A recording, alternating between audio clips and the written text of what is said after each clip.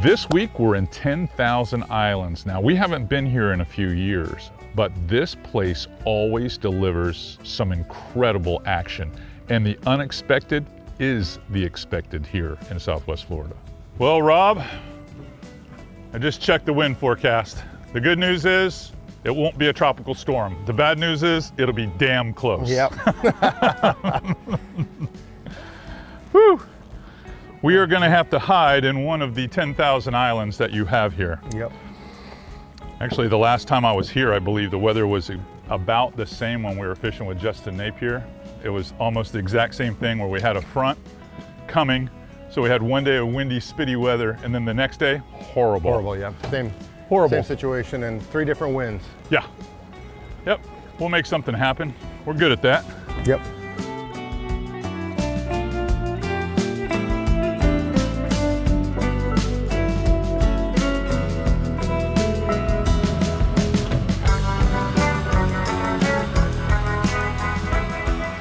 I mean, it's still right on the edge of the frontier of wild here. It's like when you drive down the road, that old San Marco road, you see the skyline of Marco Island, which has just grown so much. But here in Goodland, it's like this is the last stop. This is it before you get all the way down to the park, basically, and there's not much there either. So this is a cool fishery, 10,000 islands, and one of those places, I guess, you always got a place to go. Yeah. Somewhere to hide. Somewhere to hide. We're gonna need it today. We're gonna need it today. We're gonna need it. We're gonna need it today. Yeah, I'm looking around right now and it's like, oh, it's all coming back to me. Lots of fish in the bushes, lots of fish in holes. Yeah. This water's a little off color, which to me, that has really changed for me because at home our water is so clear. So this is gonna be different. All right, well, let's go make a few of them famous.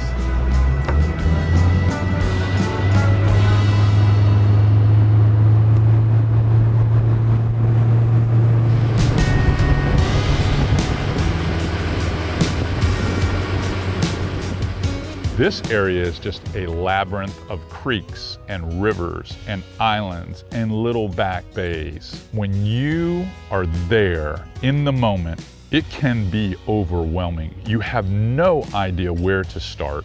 So we timed this episode with Captain Rob probably at the worst time. Quarter moon, tide was very full because we had a low pressure system bearing down on us, and we had a lot of south and southwest wind, which brought that water up so high, all the fish that he typically would be targeting with us, instead of them being outside in holes and gullies and points, now they were in this flooded mangrove forest and all these deadfalls. And we're gonna play the skip game. Try to get you there. Got him. Good fish. See ya. Oh! Threw it out. That was a good one there. Broke you off. Somehow.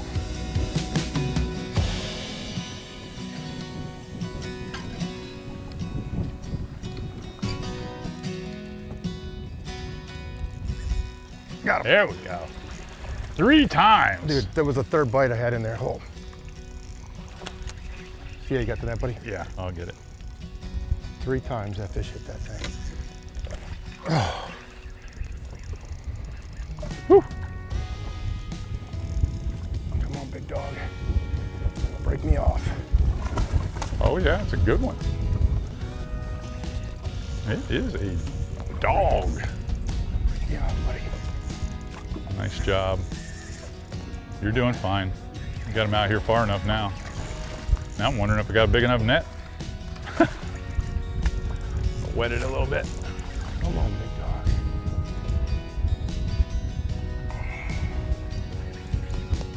That rod's got a lot of backbone. You ready? Yeah. He's got that thing down. Yeah, you got him under control now. Come on. Why are you dogging so hard, buddy? Nice. Don't let him get on that tab. I got you. Woo! There you go, buddy. 3 bites. Go on. Wow. Wow, what a beautiful fish. I mean, gorgeous. Good job, good job. Yeah. Good job. 3 bites. Yep. That Z-Man works. Ha! You get it in there, that little shrimp is such a perfect bait. Awesome. Such a perfect bait. I'm gonna get him back in the water. Woo! That's how you start a day off. That's awesome. Skipping bushes. Hey, that's it was when we had that first one crash in there, and Yeah. that the second time you put it back in there and they just wrecked it. That Yeah. was awesome. Yep. Totally. Very impressed with the Z-Man for sure. Yeah, well, and to stick them out of all that in the wind here, Yeah. that was pretty impressive. Yep. Now, if I can just undo myself, I about wrapped myself up in all your stuff. There you go.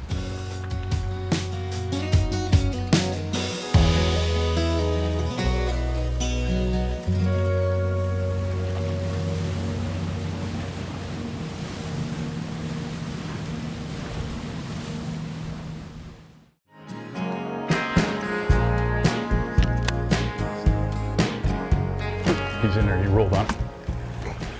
I saw him roll on it. I was like, maybe he did more than roll. Rob refers to this skipping game as combat fishing. Why is it called combat fishing? Well, you're basically going mano a mano with the snook. There is no playing the fish, there is no drag. Drags are tightened all the way down. You don't want them running around. And when you skip in there and you're letting that line flow off the reel, whether it's a spinning reel or my casting reel, and then there's this, a certain amount of slack is created and the bait starts to fall and you're trying to get your hand back to the handle. That instant that that snook is sitting there and that bait is skipping over that mirrored surface and falls, he grabs it. And by the time you get in position, because you're almost always out of position, to be able to strike the fish, you got to remember, rod tip's got to be low. Now you're trying to get him out of there, out of his environment where he wants to remain. Everything has to go right. Compound that with the fact that if you're fishing with braid, which we were, you've got to have a long enough leader to make sure that that braid doesn't touch any wood, because if it touches the wood roots, it cuts into it, which tightens the line up and lets the fish break off. So you can't let it touch the roots. That's why I'm using longer leaders, just so that if he runs around 1 or 2 of them, I can still steer him out.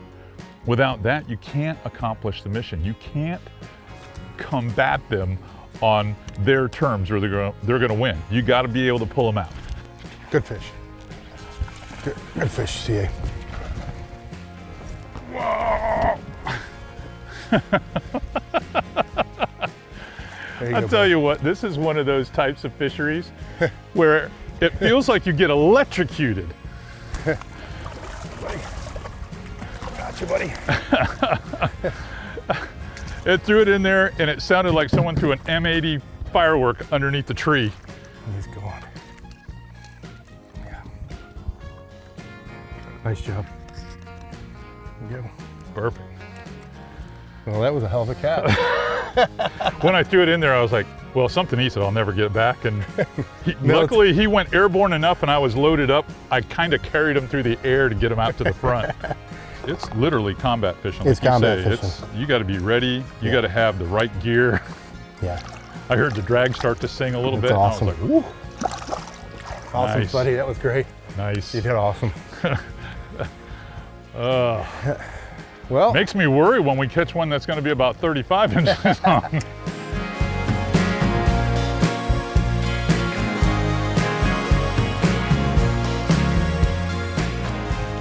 Oh, God, it broke me off. broke you off. That was a pretty good fish, too.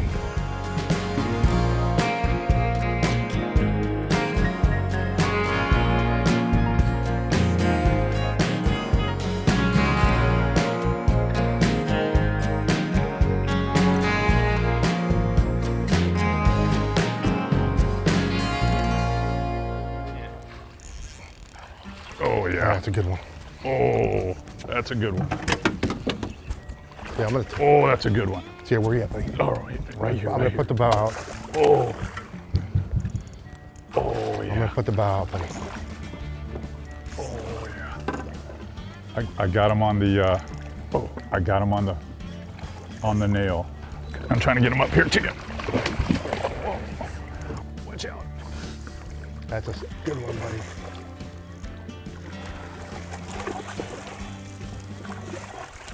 Woo! Man, he was making me nervous. He was making me nervous. I didn't think we were gonna be able to deal with him. You did awesome. I mean, that is some light line that I was pitching in there. That is a gorgeous snook.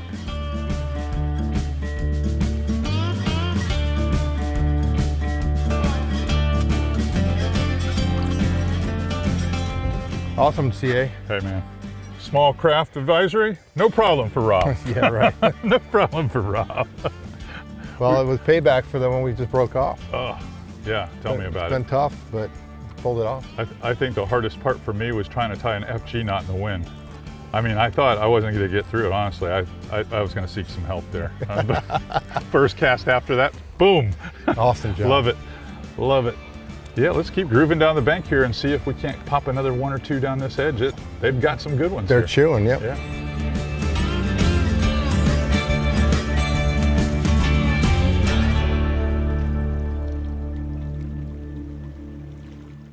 He was underneath that stick, wasn't he? Yeah, he was between that stick that was closest to the water, right in there. Right in there.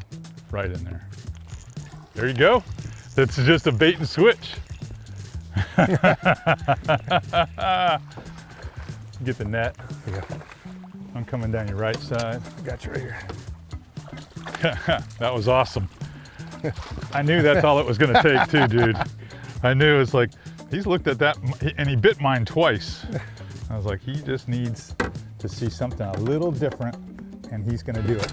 Nice, good job. He's going to do it. Awesome. Not a giant, but Yes. I'll tell you what, pretty representative of how many of those are in there. If he grows into those fins in that tail, he's going to be one heck of a big fish.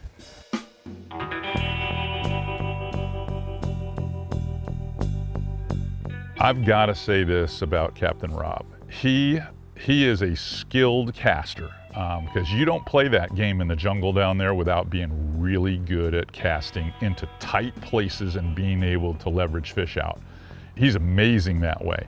The sheer tenacity and just not ever wanting to fail. I mean, he is a grinder. He will grind that stuff and he will make fish happen in places that they should not happen.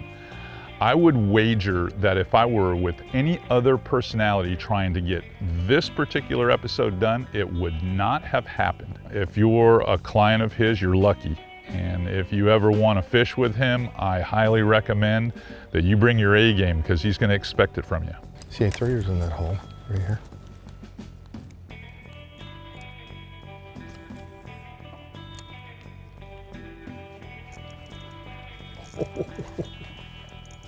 Is he out? No, I'm trying to get him out. Oh, come on back, come on back. Come on back. How are we doing, buddy? Got him? I got him. All right. Oh, man. He's trying to get me in trouble. You okay? I got the motor on, but he's pulling me the opposite way. I'm trying to lead him around.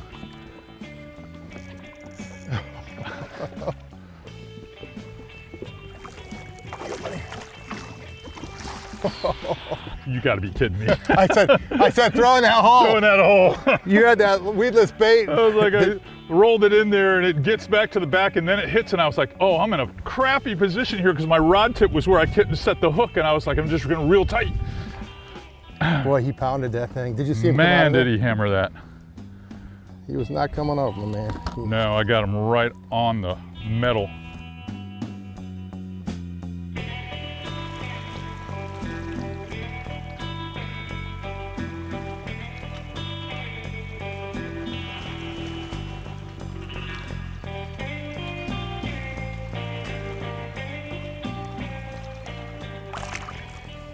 See, that bait's really working. Yeah, it is an incredible little bait, and when you made it up with this ZWG hook that they came out with at ICAST in 2023, it is an absolute foolproof. It almost acts like a fly because it'll just suspend. Suspends just at the right level. A 4-inch unrigged Mullotron with a 1/8 ZWG.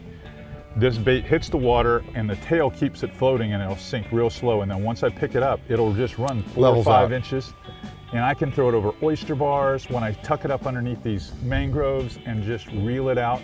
It looks just like a fly. And if I want to pause it, I can pulse it. It'll just dart, and it'll hover and just start to sink again. I'll pick it up and that's right when they hit the reaction bite. God, it's unbelievable. It has fantastic vibration and this pushes a lot of water. And it's a tough bait because it's not real thin like other paddle tails. It holds together for a long time. It really does. This has been a magic bait for me for the last couple of months using it at home, and obviously it's working Works good. here. Works good here at 10,000 Islands. Yes.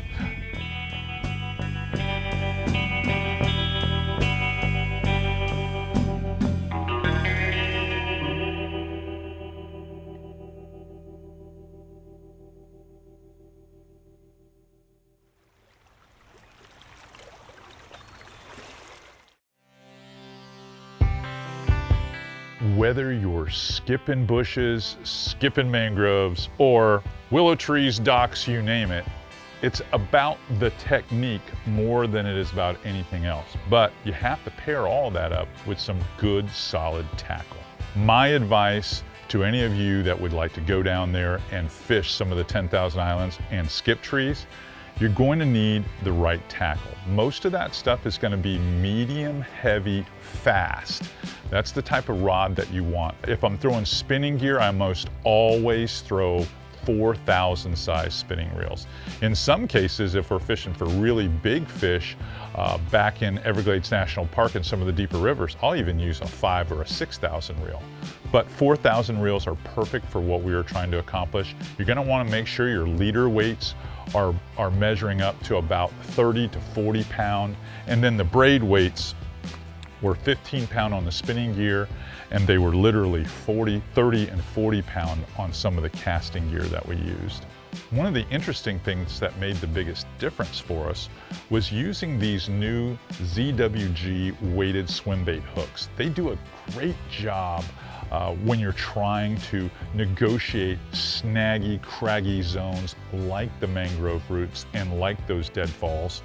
And then again, I think the star of the show was these 4-inch Mullotrons. These are the unrigged versions of the Mellotron lineup that was launched last year at ICAST in the summer. And I love this bait. On this particular ZWG, it floats very well. So you've got this extended time where it will just fall beneath the surface and the tail kind of hangs up. And then you can rip it and stop it, rip it and stop it, rip it and stop it.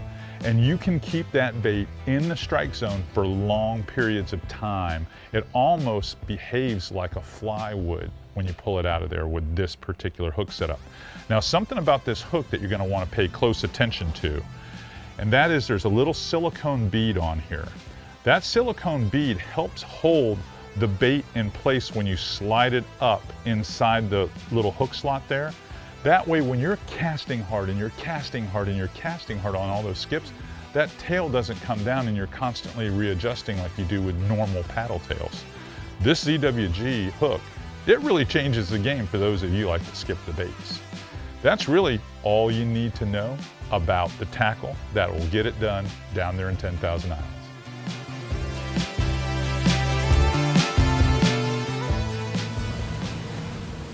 That area down there that Rob spends all his time in is much like the area here where I live.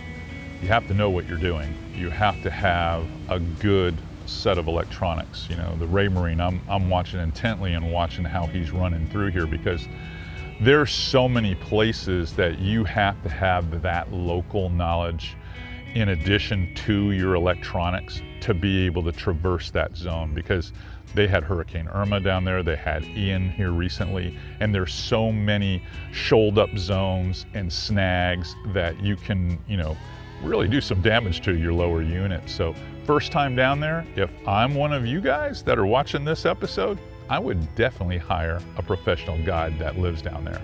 And then after you kind of get a feel for what you're doing, then maybe take your own boat and experiment a little bit. Slowly though, slowly. Got him. Good fish. That's a good fish, yeah. Ah, I got him. Got him, buddy? Woo! That is the way to do it right there. Maybe get the anchor down. I got it. Oh, he's gonna come around this side. Gotcha. I got him on the outside of the mouth. Thank goodness. Here, buddy. Woo! Nice. Way to go. Awesome, buddy. Paid off. Man, it just hit the back wall and dropped, and as soon as I twitched it one time, Yeah. he was all over it. What a pretty fish.